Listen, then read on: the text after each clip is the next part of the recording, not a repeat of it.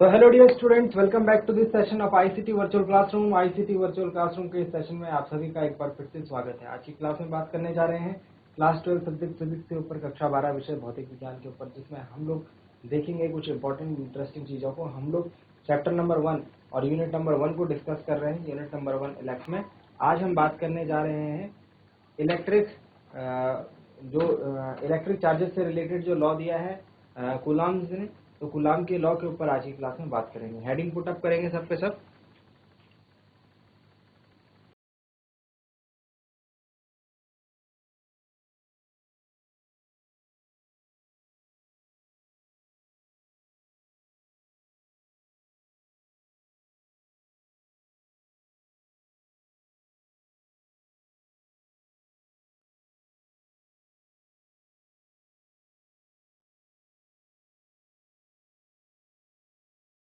Coulomb's law, Coulomb का नियम।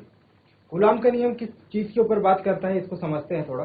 Coulomb का नियम बात करता है बिंदु आवेशों के ऊपर। मैं कुछ आपको टर्मिनोलॉजी बताता हूं इससे रिलेटेड। हम यहाँ पर बात करेंगे बिंदु आवेशों के ऊपर।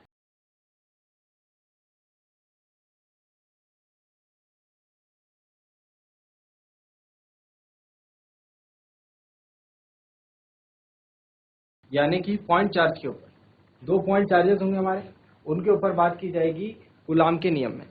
ठीक है। बिंदु आवेश क्या होते हैं? एक बहुत ही स्मॉल एरिया में जो कंसंट्रेटेड चार्ज होता है, मतलब पूरा चार्ज जो है एक बहुत छोटे से एरिया में आ गया है, उसको हम बिंदु आवेश बोलते हैं, है ना। उसको हम क्या बोलते हैं? बिंदु आवेश बोलते हैं। तो पॉइंट चार्ज की यहाँ पर बात की जाएगी, बिंदु आवेशों की बात की जाएगी और कूलॉम लॉ की बात की जाएगी। कूलॉम लॉ को मैं याद कराने से पहले आपको मैं एक छोटी सी चीज याद दिलाता हूं, क्योंकि उसका यूज आगे होगा और उसको आपको लर्न करने में, याद करने में, समझने में मदद मिलेगी। हमने क्या चीज पढ़ी थी? हमने पढ़ा था गुरुत्वाकर्षण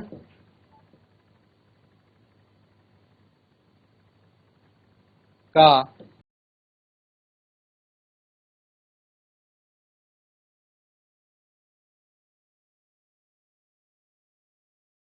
सार्वत्रिक नियम, यूनिवर्सल लॉ ऑफ ग्रेविटेशन।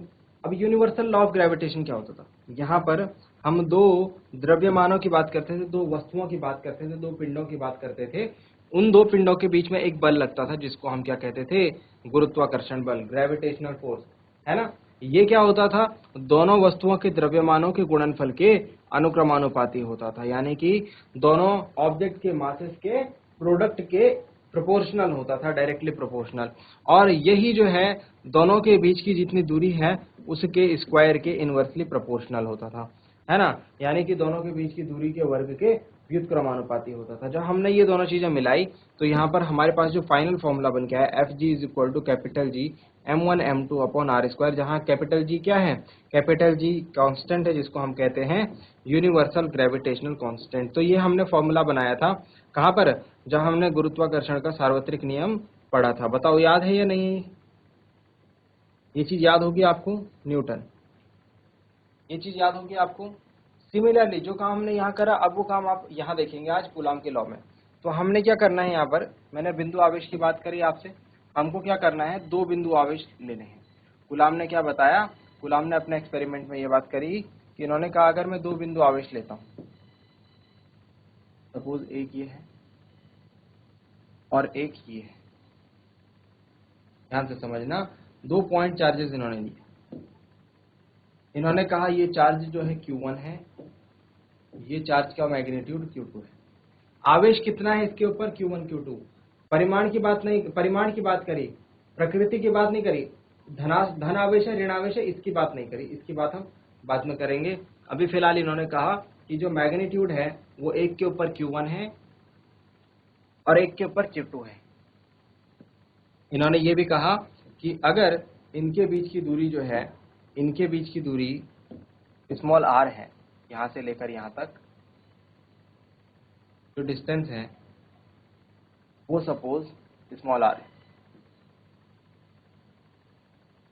तो इन्होंने क्या कहा?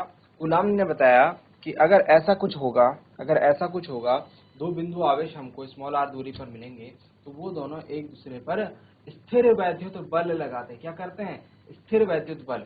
तो आवेशों के बीच यहाँ पर स्थिर वैद्युत बल लगता है। आवेशों के या फिर बिंदु आवेश कह लीजिए, है ना, के बीच लगता हुआ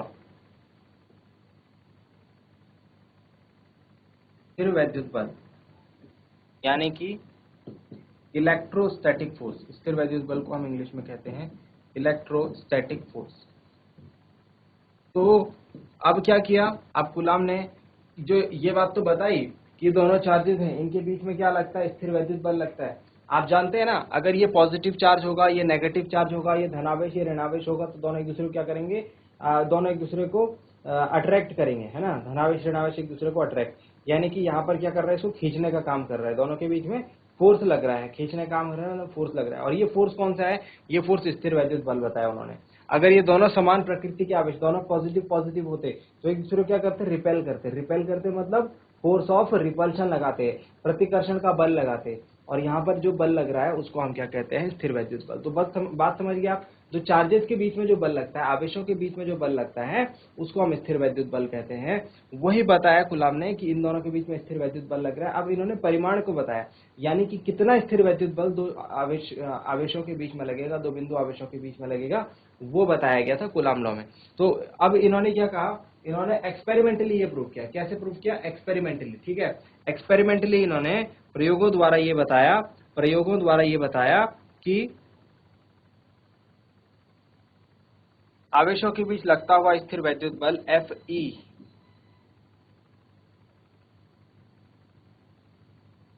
नंबर 1। पहली चीज जो ये Fe है, जो इलेक्ट्रोस्टैटिक फोर्स है, जो स्थिर वैद्युत बल है, ये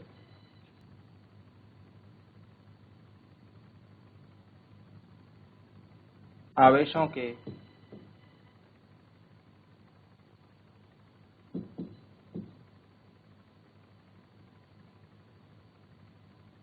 परिमाण के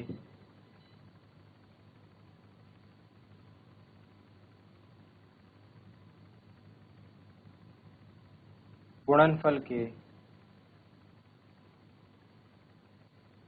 अनुक्रमानुपाती होता है, डायरेक्टली प्रोपोर्शनल होता है उन दोनों के मैग्नीट्यूड के प्रोडक्ट के। और दूसरी चीज,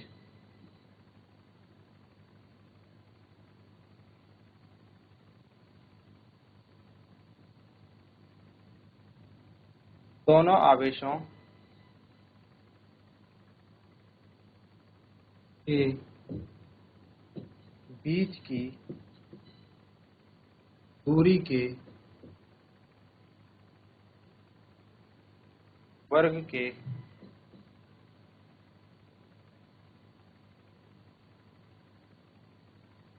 व्युत्क्रमानुपाती होता है। ये दो पॉइंट्स को जरा ध्यान से पढ़िए, ध्यान से समझिए। यहाँ पर कूलाम ने ये बात बोली है अपने प्रयोगों से, अपने एक्सपेरिमेंट से, कि दो आवेशों के बीच अगर बल लग रहा है, ठीक है, स्थिर वैद्युत बल अगर लग रहा है, वो दोनों आवेशों के परिमाण के गुणनफल के अनुक्रमानुपाती होगा। मतलब Q1 का परिमाण Q2 का परिमाण दोनों को गुणा कर दो, मल्टीप्लाई कर दो, उसके डायरेक्टली प्रोपोर्शनल होगा। और दोनों आवेशों के बीच की दूरी के वर्ग के व्युत्क्रमानुपाती होता है। मतलब कि इनके बीच की दूरी r है, r का वर्ग कर दिया r स्क्वायर, और उसका व्युत्क्रमानुपाती मतलब 1/r²। ठीक, कुछ इसी तरह जिस तरीके से यहाँ पर बात है, इसीलिए मैंने आपके सामने ये बात लिखी सबसे पहले, ठीक है। तो अगर मैं बोलूं इस चीज को, अगर मैं इस तरीके से लिखूं तो कैसे लिखूंगा, देखो कूलाम का नियम।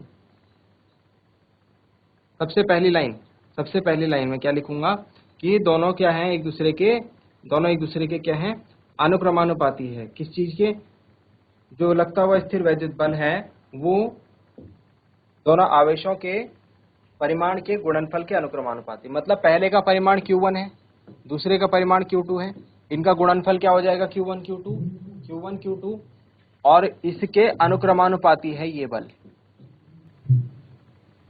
इसको बोलते हैं अनुक्रमानुपाती, ठीक है। ये फर्स्ट स्टेटमेंट हमने लिखा है। ये क्या लिखा है हमने, फर्स्ट स्टेटमेंट।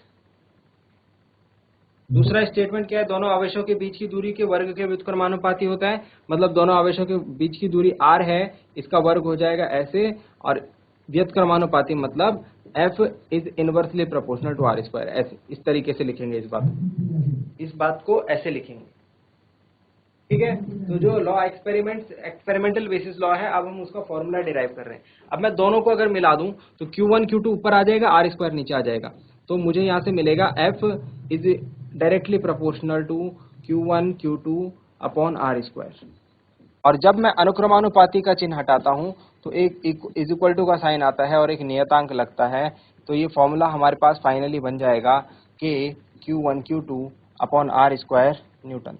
यही कूलाम के नियम में दो बिंदु आवेशों के बीच लगने वाले स्थिर वैद्युत बल का परिमाण है, यानी magnitude of electrostatic force acting between two point charges. ठीक है, इसको जल्दी से नोट डाउन कीजिए, फिर आगे की बातें इसमें और करते हैं।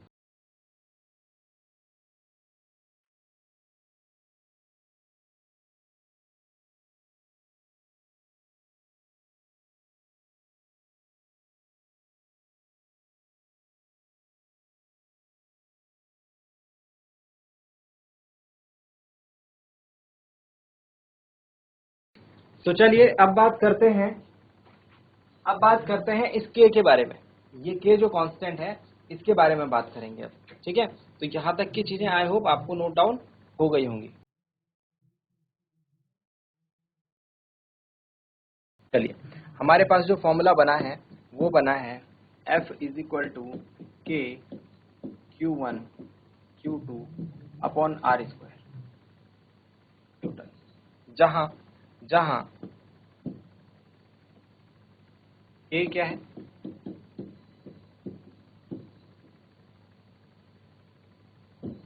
अनुक्रमानुपाती नियतांक है, प्रोपोर्शनैलिटी कांस्टेंट है। k क्या है, प्रोपोर्शनैलिटी कांस्टेंट है, अनुक्रमानुपाती नियतांक है। ठीक है, अब इसकी वैल्यू कितनी होती है, इसकी वैल्यू जो है अलग अलग यूनिट्स में अलग अलग ली जाती है। ऐसा यूनिट में हम इसकी वैल्यू लेते हैं 1/4πε। ठीक है, जो कि न्यूमेरिकली इक्वल होता है 9 × 10⁹। ठीक है, और इसकी अगर यूनिट की बात करें तो यूनिट इसकी होती है न्यूटन मीटर स्क्वायर प्रति कूलाम स्क्वायर। ये पॉइंट भी नोट डाउन करें, ये इंपॉर्टेंट बातें चल रही है। अब यहाँ से 1 नंबर का क्वेश्चन बनता है। अभी मैं इसको थोड़ा सा और डिटेल में डिस्कस कर रहा हूँ। इतनी बात आप लिखिए, के क्या है, प्रोपोर्शनैलिटी कांस्टेंट जिसकी वैल्यू ये होती है और ये इसके बराबर होती है।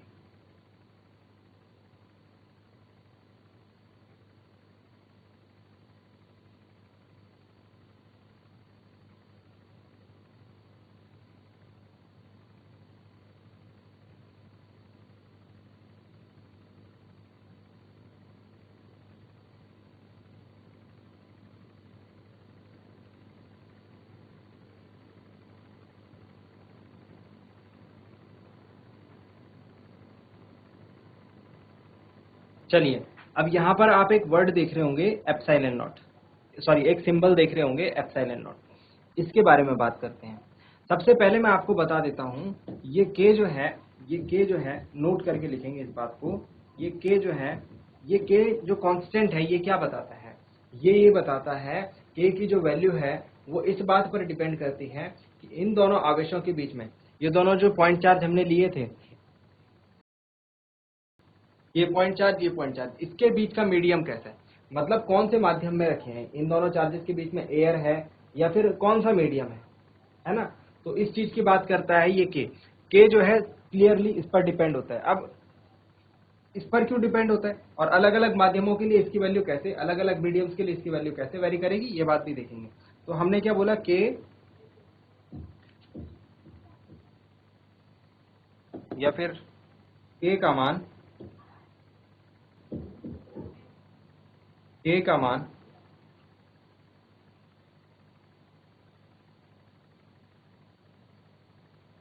आवेशों के बीच के माध्यम की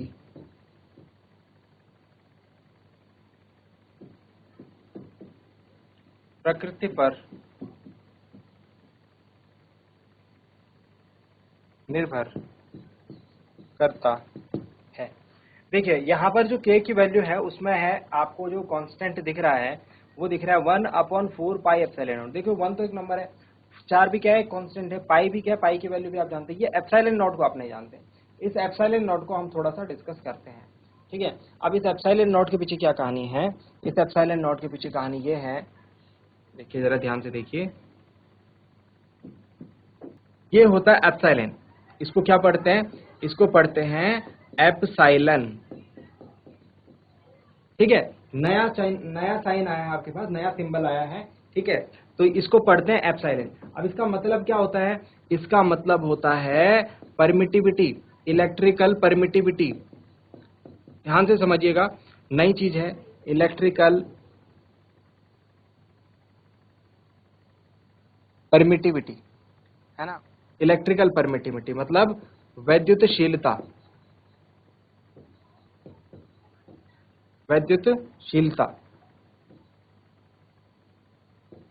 वैद्युतशीलता का क्या मतलब हुआ, वैद्युतशीलता का मतलब ये हुआ कि कितना ज्यादा जो दो आवेशों के बीच में फोर्स ऑफ इंटरेक्शन है वो कितना ज्यादा लग सकता है या कितना कम लग सकता है। मैंने क्या बोला था, ये एक चार्ज है, ये दूसरा चार्ज है। अब सपोज ये पॉजिटिव चार्ज है और ये नेगेटिव चार्ज है, तो ये पॉजिटिव चार्ज सपोज इस नेगेटिव चार्ज को अपनी तरफ खींच रहा है, ठीक है। अब इसके बीच में, इन दोनों पॉजिटिव और नेगेटिव चार्ज के बीच में कुछ मीडियम होगा, है ना। इनके बीच में हवा हो सकती है, इनके बीच में वैक्यूम हो सकता है, जो भी स्पेस होगा। उसकी वजह से ये पॉजिटिव चार्ज इस नेगेटिव चार्ज को क्या पता बहुत तेजी से खींच ले, क्या पता बहुत आराम आराम से खींचे, क्या पता इसको इसको खींचने में बहुत ज्यादा फोर्स, बहुत ज्यादा फोर्स अगर ये लगाए तो भी ये बहुत आराम से खींच पाए, है ना।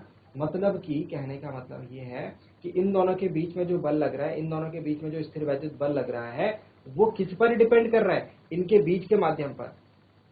बात आप समझ रहे हैं, अगर माध्यम ठीक होगा तो आराम से ये इसको खींच लेगा, अगर बीच का मीडियम जो है वो डिफरेंट होगा तो इसको इसको खींचने में थोड़ा मेहनत भी करनी पड़ सकती है, या फिर ये बहुत आराम से इसकी तरफ खींचेगा, है ना। जैसे सपोज ये बात मान के चलो आप, एक रास्ता है, एक टूटा फूटा रास्ता है और एक जो है हमारे पास बिल्कुल प्लेन एक मेटल रोड है और वो सीधी रोड है, और ये टूटा फूटा रास्ता भी है प्लस इसमें ऐसे मोड़ हुई है।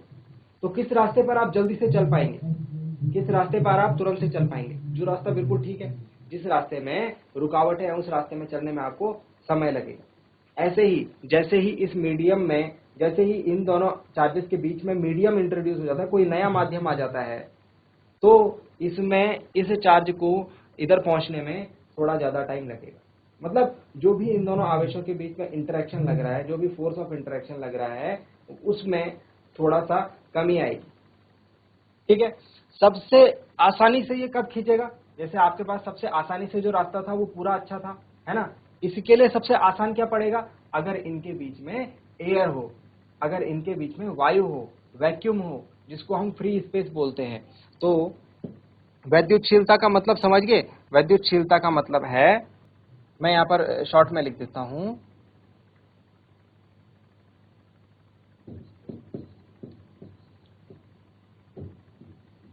आवेशों के बीच, आवेशों के बीच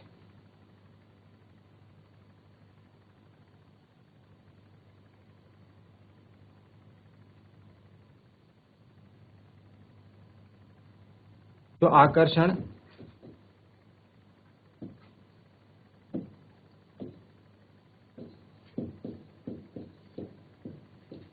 या प्रतिकर्षण होगा,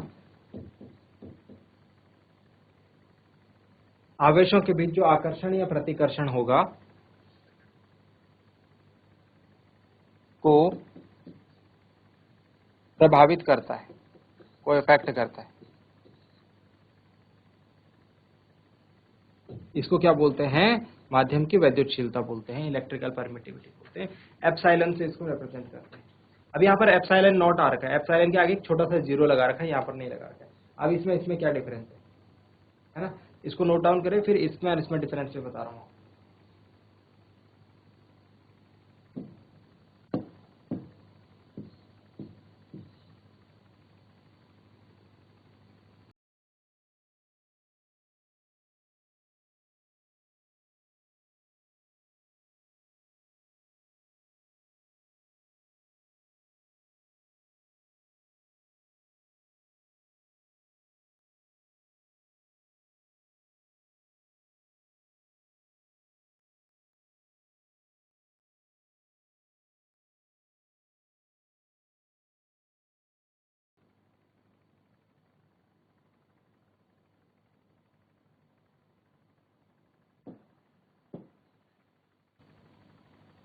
एप्सिलॉन की सबसे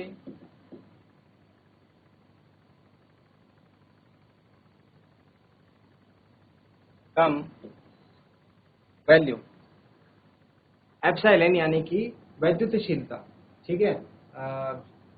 माध्यम की जो वैद्युतशीलता है, मीडियम की जो वैद्युतशीलता है, इलेक्ट्रिकल परमिटिविटी जो मैं अभी आपको पीछे बता रहा था, उसकी सबसे कम वैल्यू कहाँ होती है?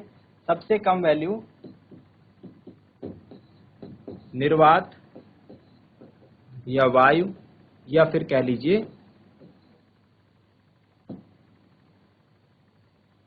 फ्री स्पेस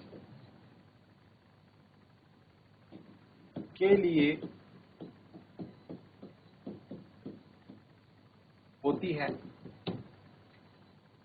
ये कितनी होती है? इसको हम एप्सिलॉन नॉट से रिप्रेजेंट करते हैं और ये होती है 8.85 इंटू 10 की पावर -12 न्यूटन मीटर स्क्वायर पर कूलाम स्क्वायर। और ये उल्टा हो जाएगा, कूलाम स्क्वायर पर newton metre square, coulomb square पर न्यूटन मीटर स्क्वायर। ये वैल्यू आपको याद रखनी है।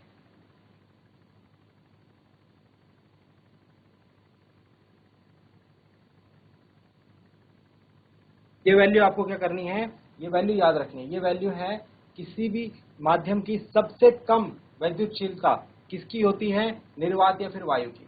मतलब कि अगर दो आवेशों के बीच में, दो आवेशों के बीच में का जो माध्यम है, अगर वो वायु हो जाए या निर्वात हो जाए या फ्री स्पेस हो जाए, तो ये आराम से जो है, सबसे आसानी से जो है एक दूसरे को आकर्षित या प्रतिकर्षित कर सकते हैं। इनको ज्यादा दिक्कत नहीं आएगी। जैसे जैसे इनके बीच का माध्यम जो है उसकी वैद्युतशीलता चेंज होने लगेगी, ठीक है, तो इनके बीच में जो आकर्षण या प्रतिकर्षण का जो बल है वो दिक्कत होने लगेगी, उसमें चेंज आने लगेगा, ठीक है। और सबसे आसानी से आकर्षित या प्रतिकर्षित कब कर पाएंगे? जब जब ये निर्वात या वायु में रखे होंगे, ठीक है। इसीलिए हमने जो फॉर्मूला लिखा है वहां पर हमने जो मैंने पीछे आपको k का मान बताया है, जो k की वैल्यू बताई है, वो बताई है वायु के लिए, वायु या निर्वात के लिए। k की वैल्यू है, ये k का मान है किसके लिए? निर्वात या फिर वायु के लिए। क्यों? क्योंकि यहाँ पर एप्सिलॉन नॉट आ रखा है ना, तो मैंने एप्सिलॉन नॉट आपको बताया था किसके लिए होता है? निर्वात या वायु के लिए।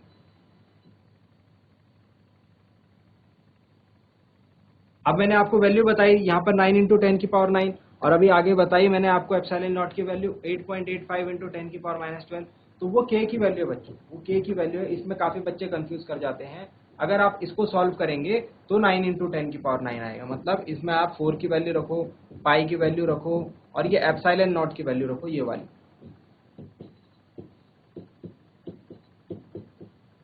ठीक है। तो जब आप इसको सॉल्व करोगे, इसको जब आप सॉल्व करोगे तो ये आएगा 9 इंटू 10 की पावर 9, तो ये आएगा 9 इंटू 10 की पावर 9, ठीक है। और यूनिट क्या होगी? न्यूटन मीटर स्क्वायर पर कूलाम स्क्वायर। ये बात ध्यान रखना, दो चीजें जरूर याद रखना। नंबर 1, नोट, नोट में लिखेंगे इस बात को, एप्सिलॉन या फिर के बोल दीजिए, के का मात्रक, के का मात्रक, के का मात्रक क्या होगा भाई? के का मात्रक मैंने यहाँ सामने लिखा हुआ है, क्या होगा? न्यूटन मीटर स्क्वायर प्रति कूलाम स्क्वायर। और के की विमा, के की विमा निकाल के बताएंगे। के डायमेंशन, डायमेंशन निकालने आपको आनी चाहिए, यहाँ से क्वेश्चन जो है पूछा जाता है एग्जाम में। डायमेंशन कैसे निकालेंगे? एंड न्यूटन मतलब बल, -2, मीटर मतलब लंबाई, इसकी विमा होती है एल, स्क्वायर हो जाएगा क्योंकि मीटर स्क्वायर है, अपॉन में क्या है? Coulomb square. कूलाम क्या होता है? चार्ज, चार्ज ए टी का होल स्क्वायर। कूलाम मतलब आवेश का मात्रक है, आवेश का जो विमा होती है वो ए टी होती है, और इसका स्क्वायर होगा तो इसका भी स्क्वायर। अब इसको सॉल्व करेंगे,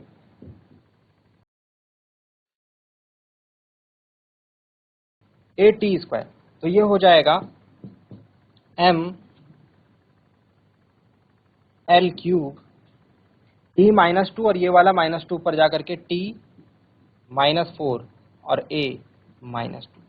तो ये डायमेंशन के की विमा और के का मात्रक, ये भी याद रखना है। के की विमा और के का मात्रक, ये भी याद रखना है।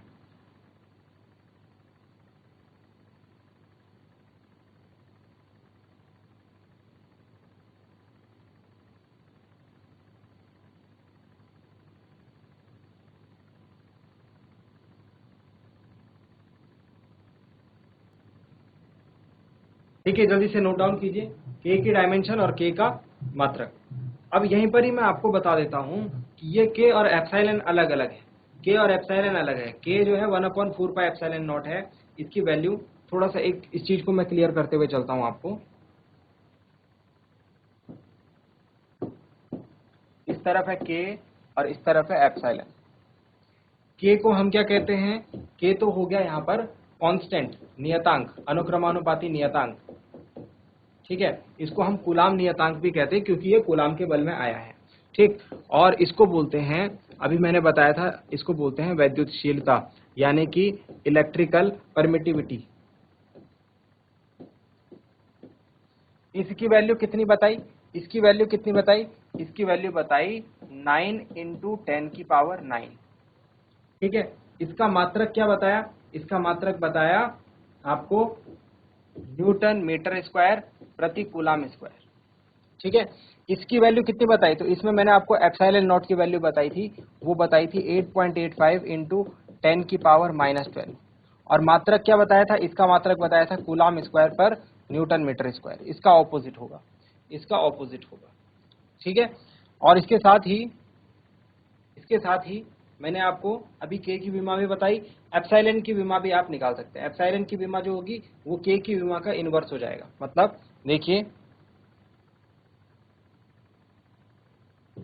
इसकी विमा आई ml³ t-4a-2, तो इसकी विमा क्या हो जाएगी, इसकी डायमेंशन हो जाएगी m-1 l-3 t4a2। तो इन दोनों के बारे में देखिए, आप लोग अक्सर कंफ्यूज रहते हैं, इनकी वैल्यू क्या होगी, इनके मात्रक क्या होंगे, एसआई यूनिट क्या होगी, और इनकी विमाएं क्या होंगी, ये आपको अलग अलग ध्यान रखने हैं। ठीक है, एप्सिलॉन नॉट को हम बोलते हैं, एप्सिलॉन नॉट को हम बोलते हैं निर्वात की वैद्युतशीलता। अगर ओ लग जाए तो उसको बोलेंगे निर्वात की वैद्युतशीलता। अगर सिंपली अगर एप्सिलॉन लिखा हुआ है तो वो उसको बोलेंगे वैद्युतशीलता। ये छोटी छोटी चीजें जरूर याद रखें, ये आपको कंफ्यूज नहीं होने देंगे आगे के कॉन्सेप्ट से।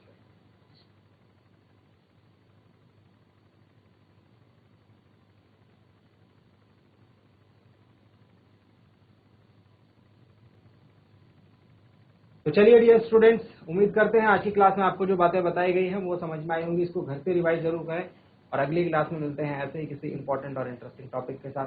क्लास से जुड़े रहने के लिए आप सभी का बहुत बहुत धन्यवाद। Thank you very much and have a nice day.